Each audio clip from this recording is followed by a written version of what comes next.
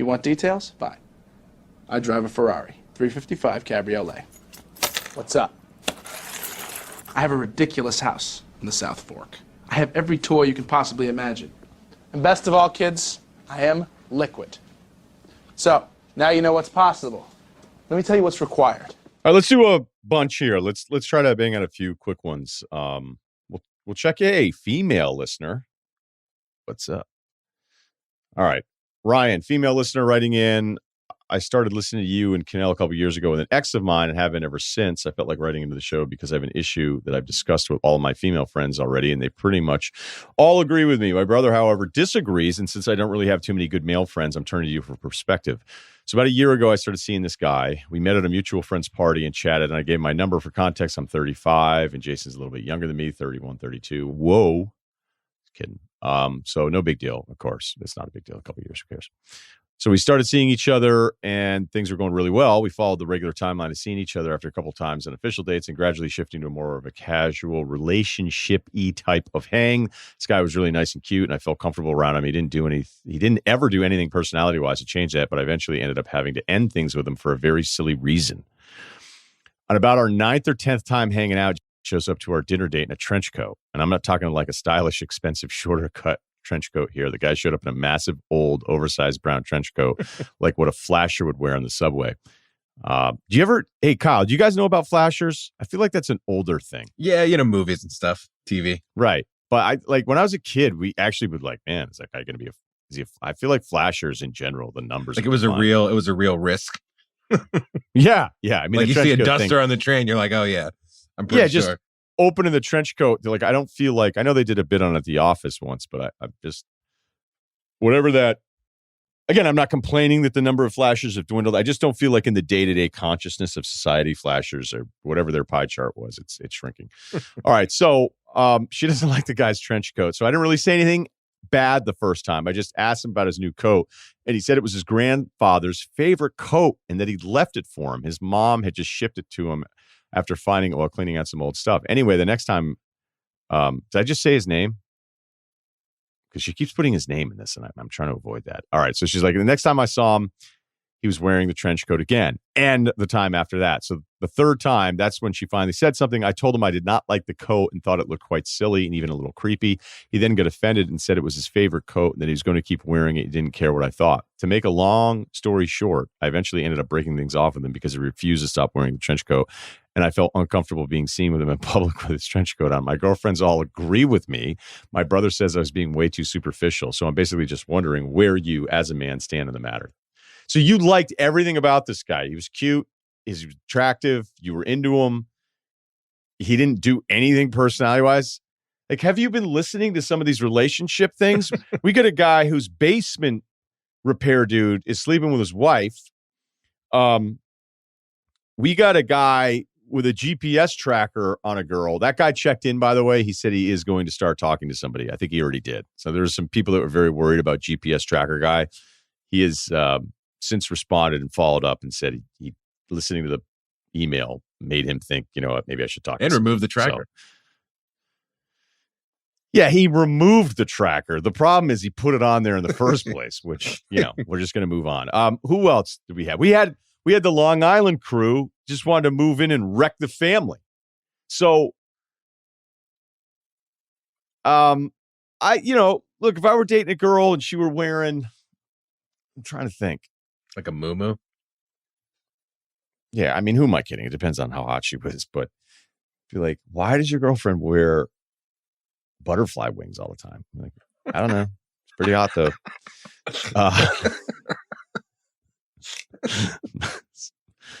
I've accepted it. I don't know. I don't know if people like when I share a little, but anyway, I get your concern about the trench coat thing, but if you liked every other part of him except for the trench coat, yeah, I think that's a little harsh. I think it's a little harsh. There you go. It's that's only the only coat season thing so often too, Yeah, right. What climate are you in? You can't handle a few fall months of our man in a trench coat? Okay, our man checks in here. He calls Kyle the vape god. Is that true? That guy doesn't know what he's talking about. There was a time, but I'm back on the squares. Back on the darts. My favorite Kyle moment ever in the history of it might be my favorite moment in just audio history was when it's one of the first pods we were ever going to tape with Bill and I. And you were like, "Can I smoke in here?" And Bill's like, "No." And I was like, "Can I vote? Can I? That's when we lost Lamar Jackson. Yeah, that's right. That was the night of the draft. It was the Lamar Jackson draft. Yeah, it was. And you're like, "Hey Bill, can I smoke in here?" No. The no. It was the fastest no. Yeah. In the history of no's. It was the first time I ever asked him that, I think, too. So I mean, he just had it teed up. Yeah, he was ready. He was absolutely ready to tell you no. Okay. Some contextual information. I'm 27 and a former member of the Church of Jesus Christ Latter-day Saints, so LDS, or as they more affectionately are called, Mormons. I went on a 2-year mission, did a few guys in my current friend group. I don't know much about the religion. Wait a minute. If you don't know much about the religion, there are a bunch of very nice. By the way, I do. Trevor Matich is BYU player, LDS, traveled with him for years. So we would talk about it. So I'm not completely foreign to it. I've been to BYU. And I have friends that are Mormon. If you don't know that much about the religion, there are a bunch of very nice, good. Did I just do the Mormon friend card? That's what it sounded like. All right. Anyway, good intentioned people who are members. However, it's a religion with a lot of rules, and most active members believe there's no way to salvation other than following all these guidelines exactly. This leads to a lot of people growing up, moving out of their parents' home and realizing they don't want to continue a religion. The case for me and all of my current friends. So he's saying this is the case for me. And by the way, I do not want religion email follow-ups. If you're going to argue about some points that this guy's making, we're not going to be reading those. All right. So there's one guy in our group who started law school a year ago, since drastically changed his personality. Anytime he's there, we end up having these deep conversations about politics, society, religion. He can't ever just sit back, have a beer, and watch a game. I don't normally mind having important conversations, but they become the only type this one friend wants to have. And it's gotten to the point where he will stand and pace while going on a diatribe about whatever he has recently read, almost as though the rest of us are a jury and he's presenting a case to. I have mentioned my frustration about this to another guy in the group, and he reciprocated the same feelings. All right, so all the guys in the group, in the friend group, are like the one guy here going a little Kanye West on us. All right, last month we got a text from the lawyer friend inviting us over to his house for dinner. I didn't think much of it. We agreed to go. However, after eating our meal, he had us listen to a J. Cole song and asked us each to speak about the impacts we believe its words have. I like J. Cole. I definitely wouldn't want to do that. But the guys that like him are ruining it for everyone who likes J. Cole. I don't like him that much. I wouldn't want to do that. All right. So I thought it was a bit weird, but played along, presented a few more thoughts. He prepared, then told us his intention was to start a monthly group where we can all come together to speak about these issues. He says his goal is to grow the group and use it as a tool for good in the world, but I think he might actually just be looking to build an audience for himself. He's mentioned a few times that he feels a bit of a hole in his life where the church used to be, and I feel like this new group is his aim at filling in. I don't think he's an aspiring Jim Jones or anything, but I'm also super uninterested in becoming a part of this monthly sermons. He's obviously put a lot of thought and effort into this, and I still value his friendship. So how do I distance himself from his group while also maintaining the relationship, or is the relationship not worth maintaining? Look, I don't have a problem really with I don't know if I should put it that way. I don't really have any problem with religions, except for the fact that religions have been historically one of the worst things ever. So, that's kind of saying two different things. I would say in present day, if you are somebody that likes religion, likes going to church on Sundays, whatever your routine is, and it makes you feel better, that's awesome. That's kind of how I've always felt about it. I've never been very religious. My parents were very religious growing up, and then they wanted nothing to do with it as they got older. And that's basically what we inherited as kids. So I don't like when people do kind of the slow play to you, like the timeshare move, but this is about religion. So this guy clearly had this planned out, as you mentioned, and put a lot of thought into this, and he's inviting you over, and then, okay, hey, everybody, now it's time for this. And maybe with your background, the LDS, he thought you'd be more receptive to it, which obviously, makes sense, but it also could mean that you're even less receptive to it now that I say that out loud, because you're like, I grew up with this, and I've decided to kind of change my mind. There are really two things here, and this isn't super deep or anything like that, but there's a chance that he's going to be so into this that the relationship is never going to be the same anyway. So it might not be worth maintaining. I know people aren't confrontational. I like confrontation. I don't know why you can't just say to him, hey, man, here's the deal. We're friends. I care about our friendship. I want you to be in my life. I hope you feel the same way. But, growing up with LDS and all this stuff, I see the world differently currently right now. This is not something I want. It's not an insult to you. It's just I'm not interested, and I hope you can respect that. And if we can still be friends, we can still be friends. The reality is he's probably going to be offended, and the relationship is going to be strained at some point, and then maybe he cycles out of it. Who knows? Because this means so much to him. But the solution here is you don't want to end up at J. Cole dinners anymore because you didn't have a good time. Most people in that setting, look, I'll tell you straight up right now, like I'll share a story with you. I have a family member who's very, very religious. All right. And this family member means a lot to me, taught me how to drive a car, taught me how to water ski, taught me how to golf. It was somebody, when family vacations, this person was like my guy. This is somebody that was just, and I still care about this person a ton today. A few years ago, it was up in Vermont. I was up in Vermont and went to visit another relative. I guess I'm being vague, but it doesn't really matter. And it was a nice visit. It was just something I felt like I needed to do. Family member, hey, in the area, make the time, get in the car. Don't stay out with your buddies all night and then be like, I don't feel like driving up there now.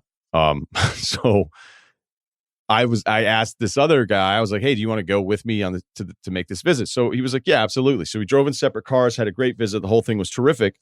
And then as I'm walking back to my car, because we were going our separate ways and I had like a long drive, he had a long drive, I got in my car and he got out of his car and walked up in my window. And I thought, oh, he's like, I could see the look on his face. He's going to say something kind of deep here. Maybe he's going to tell me how proud of me he is. I don't know. And I was like, hey, man, what's up? And I really care about this person. All right. This is somebody that's very close to me and somebody, my first memories of being a person, this guy is involved in them. And he looked at me and he said, I don't remember a word for word, but it was like almost scripture. It was something like, in a man, I see that he is flawed. And before me, I see a flawed man. And I was like, oh, wow. So you're like kind of shitting on me right now, huh? I didn't say that. I just was like, oh, all right. Okay. Noted. Thank you. I was like, yeah, okay, man. Yeah, awesome. Thank you. And then I called somebody religious. I was like, hey, does this mean anything? And they're like, no, I don't know what that means. So as anybody that's like, hey, I know I'm not perfect. Okay. Oh, you're not. Let me cross you off my perfect list. I had you down, needed to check in. I know I'm a good guy. So I was kind of like, all right. Thank you. So I'll put it this way. There's some of you listening. I think probably most of you listening are like, yeah, like most of us just don't want, like we have a hard enough time getting along with people in our relationships.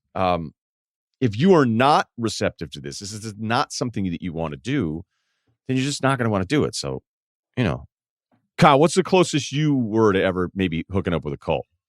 A cult? Yeah. I'd say zero chance. I rushed a couple fraternities and backed out just so I could get the free alcohol for a week. But I don't think that's cultish. But I did want to say my grandmother on my mother's side, every time I visit her, she tells me she's worried that I'm going to burn in hell. So she doesn't even do the little limerick that you got from your family member. She just straight up is like, "No, I love you. It sucks that you're going to burn in hell." But yeah, right. And look, I'll just be, because some people might be wondering, like, why would somebody? This was not a day-to-day guy anymore. This is maybe a once-a-year guy. And if I were a disaster of a human being, I probably wouldn't even share that with you. But I know the things I could be better at, but I also know that, at this stage of my life, like I'm not an asshole to people. I will be if you started, but for the most part, golden rule type stuff. Yeah. I wasn't driving away going, oh man, he's right. I'm terrible. I just was like, all right, yep, we got it. Cool. Thank you. It was like in planes, trains, and automobiles when they're going the wrong way on the highway. And the people are screaming like, you're going the wrong way. And you're like, Thank you. Thanks a lot. Like, how would he know where we're going? I've always loved that. All right. I think we have time for a couple more. Okay, here's one. Hey, guys, fan of the show. Here's the deal. I'm fat. Been fat all my life, but not morbidly obese. I'm 25, just started working out for health reasons. My oncologist 2 years ago, I was diagnosed with a really weird cancer called liposarcoma. Thankfully, I'm clean now. All right. Strongly recommend it because my family has heart disease. And she flat out told me if I didn't exercise that my heart was going to kill faster than any cancer. When she told me this, I laughed and tried to joke around like every other time she told me to lose weight. This time she didn't crack or even a small smile. So I started going to this outdoor gym. And this guy's a personal trainer and everything. So my question is this: is it normal that your body hurts so much after a week? All right, man. So you started working out. Yeah, this part sucks, but it's also the best because it's when you put on the most amount of muscle in the beginning because you've never done it before. So don't try to lift a lot, even though you said you were fat. So, you probably kill it on the leg press. Don't overdo it. Don't get hurt. Build up some of the strength and the mobility of these things you probably haven't done, maybe ever, So even if you can pull down, like there's going to be parts of your body that are like, wait, what the hell are we doing right now? So that's the thing. It should be, you don't go to me. Talk to somebody, talk to one of the trainers that really knows what they're doing and tell them your whole deal and let them know. But hurting in the beginning is absolutely true. Some of us have been doing it a while. We miss that hurt. We seek it out. And every now and then when I have like a big sore day, I'm like, good. Yeah, I know. Like the first time somebody watches Sopranos, you're like, oh, I'm so jealous of you right now. You're going to get this for the first time. I can't believe you're watching this. I just rewatched it recently. It's crazy. Oh, wait a minute. He said another thing. What's the gym way to politely tell someone to back the fuck off while I'm finishing with the machine? This guy at the gym just stares and starts asking, you done, bro, every single time. Okay, maybe that guy totally sucks. We're going to take your side. You're emailing the show here, but let's also look at the other side of it. Are you taking too long? All right. Are you taking too long? Do you sit at the machine the whole time? I'm not asking that because you admitted that you were overweight, but I can't deny that I did think it, perhaps. So, minute and a half, especially lighter weight, trying to lose some weight. Don't take more than 90 seconds in between exercises. It's not like you're setting a personal record here for deadlifts every day. So congrats, though. Congrats to you being out there. Never be ashamed. Younger, I wouldn't make fun of anybody that's out of shape, but I'd probably in my 20s look at somebody and be like, I roll to my other buddies. I don't do that stuff anymore. It's not cool. Wasn't cool then. I regret ever having a mind that would think that way. Never give anyone a hard time that's deciding to go out there and trying to make it happen. All right. I'm feeling in a giving mood here, Kyle. This one's pretty heavy, and it isn't because it's sad or anything like that, but this is a very common thing. It happens to me all the time still. And I'm actually going through a weird phase with it now where I used to live. I don't know why that is. All right, so let's just pick this one up. All right, Ryan, love the show. 32, married, 3 kids, doing pretty well. It's not a major pressing issue, but something that does occur from time to time, and I listen to your show regularly, so I figure I'd write in. How do you deal with regret? By the way, the people that are like, oh, I have no regrets and all that kind of stuff, they're so full of shit. So don't ever listen to them. All right. By the way, if you have no regrets about anything you've ever done, then what are you, the Terminator? Like, seriously. So anyway, all right. I usually never have any issues with regret. However, from time to time, once every 6 months, maybe I have almost nightmare dreams of high school baseball and me essentially not living up to expectations. It's strange because I tried hard at baseball, but I knew deep down I probably would not go pro and had other interests. I did play college baseball for a year and decided to call it quits after that. It seems to me I must have some regret over that, or I don't realize it fully. Have you ever experienced anything similar to this? How would you handle this? Love the show. There we go. All right. Okay. Dude, the athlete screw up dream is like one of the most, that's going to be a tier 1 standard dream that everybody possibly has. I have a basketball one all the time. My dad was 6'5". He played. He didn't play in the pros, but I always thought I was going to play in college. It didn't. And my whole high school thing got messed up. But then, I would make excuses. And then when I look back, I'm like, dude, you were so scrawny and you weren't good enough. You're playing in these small towns. Like, what were you really going to do? And then I bulked up and took it out on people in my 20s and early 30s. And then I didn't play basketball for like 5 years because I had a crack in my leg. And I'll have these regrets, but like, what did you think you were going to do, dude? Like, you're a pretty good pickup player in your 20s. That's about it. That's it. Like, what did you think you were going to do? Like, for you to write in this email, I probably would not go pro. You probably weren't going pro, man. So accept that.